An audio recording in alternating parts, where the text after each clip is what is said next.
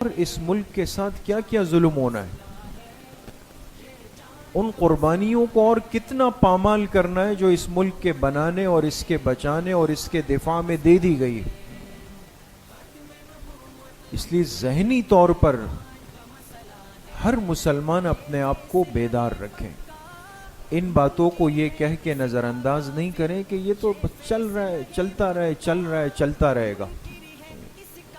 بڑی محنتوں اور قربانیوں سے ہمارے ان عقائد کا تحفظ ان علماء اور بزرگوں نے کیا، ملک کا آئین بنایا.